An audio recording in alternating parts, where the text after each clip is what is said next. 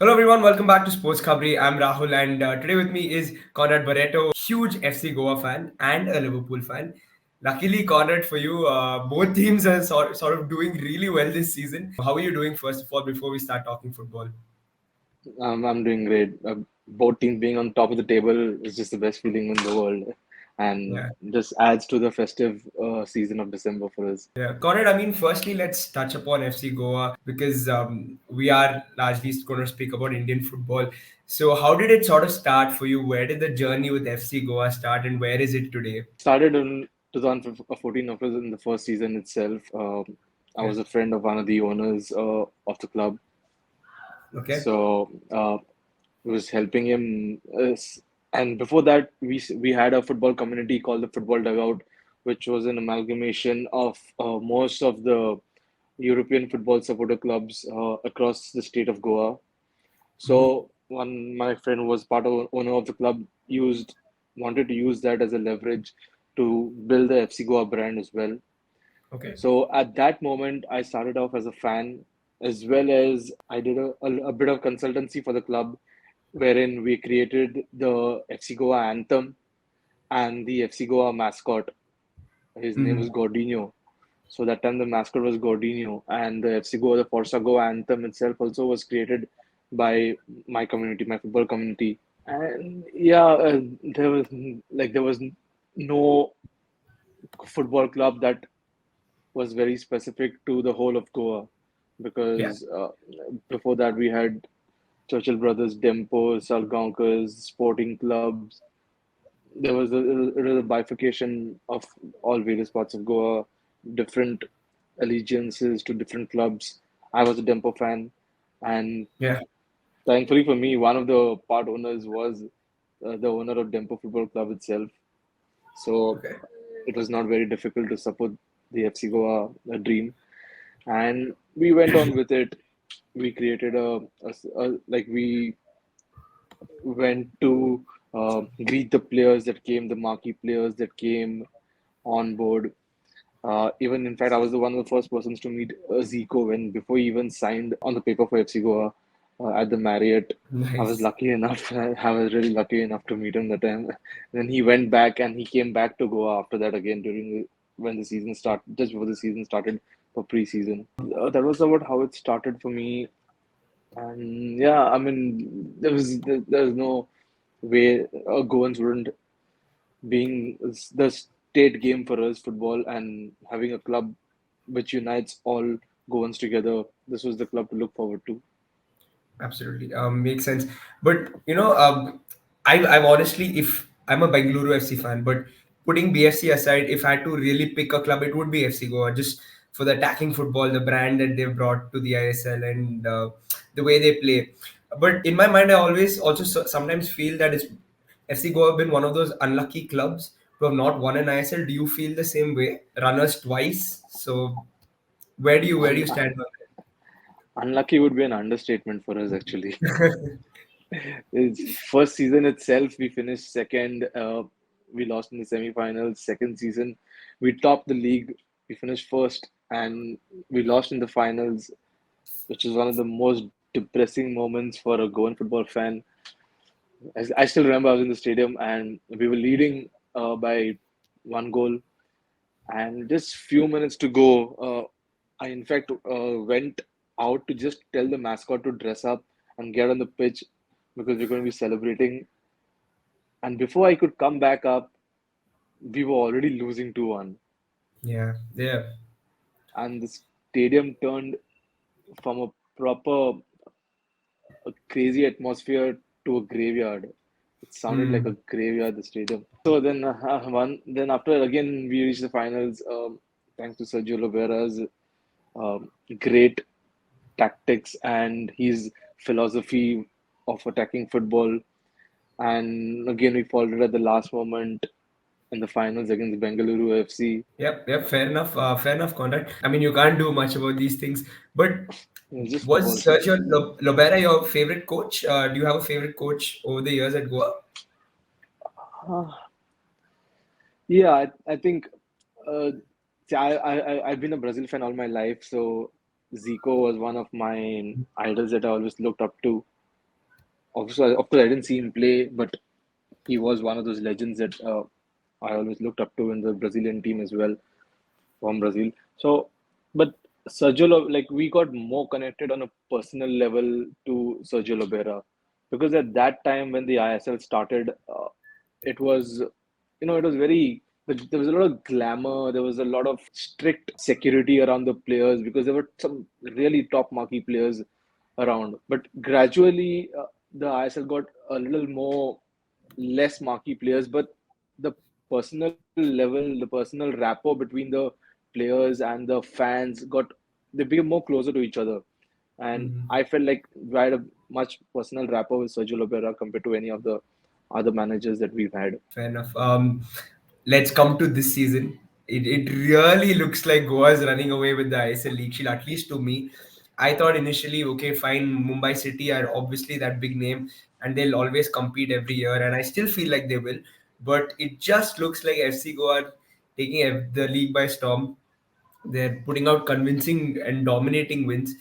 Where do you stand on this season's performances for FC Goa? Do you think they're going to win the league shield? Of course, right now we are way ahead of all the other teams.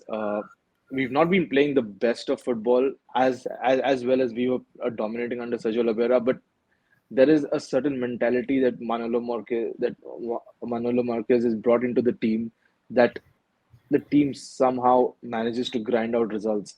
And that is the most important part. The 3 points on the board is the most important part. Since the Duran Cup, in fact, we've been a force to reckon with. We played really well in the Duran Cup as well. We managed to win, and I think it was Mon Bagan that knocked us out. But it was a very unfortunate game because there were quite some incidents that quite some decisions, the refereeing decisions that went against us in that as well, Yeah. and that led us to get knocked out of the tournament.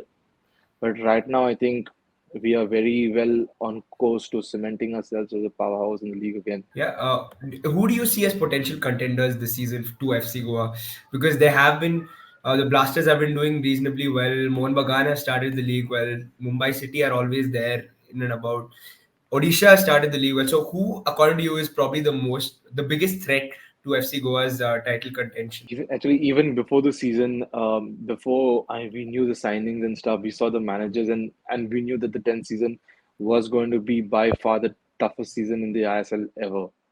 And I think you can see from the league table as well that below us, the next four teams are probably neck and neck with each other. And I thought at first Mohun Bagan with their signings would be one of the most toughest teams to beat. But I think right now Sergio Lobera's team, with his tactics, his philosophy, even though we managed to beat them at our home 2-1, I think he was just starting. But even though we managed to beat them, I think Odisha was probably the toughest team we Okay. will be facing this season. That's actually quite interesting. That's for it. So we do these lives usually, and people are always talking about Mohun Bagan, Mumbai City Blasters. But it's nice that you've come out and said, okay, Odisha are actually a potential threat, and they're to be taken seriously. No, I've seen how I've watched their games in the what do you call it, the AFC Cup as well.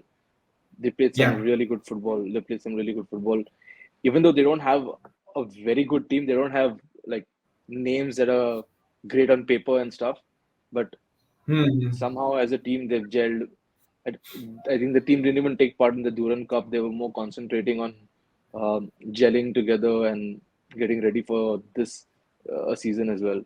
Kerala Yeah. Blasters, somehow I feel like the biggest chokers of Indian football, and at some point I think they will start dropping points. Okay. Okay. Fair enough. Conrad, over the years, have you had a favorite sort of FC Goa player, somebody who stood out for you? And yeah, like I have a couple at my club. Who are those for you? Right now, I think it's one of my closest friend, Brandon Fernandez. Okay. Okay. I watched him grow from when he was small to captaining the Indian football team to captaining FC Goa. I think he's my star. Yeah, but just talk to us about Brandon Fernandez. What is his ceiling? He's again a player who's been unlucky with injuries. But yeah, where do you see him sort of growing as an Indian football player? So I've even played with him personally. I think he's one of Okay. the most tactically gifted footballers of Indian football. Okay. When it comes to the national team, I think he's been been being played out of place quite a lot. A lot of Okay. experimental work with him playing on the left wing and the right wing. I think from my personal point of view, I think he's best fitted as a central midfielder. He's very good with his distribution. He's good with his feet. In fact, he even makes runs into the box. I think there's one goal that he scored for in FC Goa as well, when Noha put it from over the top, and he was the one scoring like a striker. So I think the Indian football team has not managed to get the best out of him, but Okay. I think at FC Goa he's doing really well, especially finding Noha, finding Udanta on the right. Once, yeah, his fitness is a bit of a concern sometimes, but tactically and physically, mentally, he's a great player. Yeah, absolutely. Talking about Noah Sidawi, what has he brought to this FC Goa team? Because he is sort of many teams when they go into a game against Goa, if fans have to choose one thread, it's Noah Sidawi. It's Noah. You're saying even when we played Goa, it was like, okay, Noah's not there, huge relief. How do you see that? I mean, when opposition fans are saying, okay, this guy is a huge threat. What have you made of him as a player? First of all, it's not this thing that he's our top scorer this season, I think, with 10 goals plus. So, Noah down the left for me is like a cheat code in this team. His Yeah. pace, his agility, his movement, not just on the ball, but his movement off the ball as well, is great. And his pace and shooting, fantastic. I don't think we've made a better signing since Hugo and Ferran Corominas. This is the guy. Yeah, He's him. but again, just back to the initial question, which was all-time best Goa players. Where does Koro stand in that line for you? After Brandon Fernandez, of course, it would be Ferran Corominas. Okay. He has been the best striker we've ever signed, and you can see till today we've not been able to replace him. Yeah, absolutely, absolutely, absolute. He was very lethal on his day, and yeah. Coming to a different topic, I know we've spoken about FC Goa. You're also a Liverpool fan, Conrad, and Liverpool are again doing pretty well. I thought in the initial part of the season they snuck under the radar, went under the radar, where people were focusing on the Manchester City Arsenal battle. Liverpool were getting their points, and now suddenly people have realized, okay, they're there, they're right there, they're in for the title. They're on top of the league right now, won 2-0 against Burnley yesterday. So, what have you made of Liverpool season so far? In fact, everyone has been speaking a lot about it. Last season, we suffered only because we did not strengthen our midfield. If we had strengthened our midfield last season as well, we would be playing Champions League football this season. We'd be doing really well. We'd not be putting the Premier League to shame like United and Newcastle. So, Yeah, yeah, I think signing those midfielders has created a different spirit in the team. The tactics are working very well for Klopp. We're grinding out results. Some days we might be not playing the best of football. We're having a bit of injuries as well here and there, but we've somehow the mentality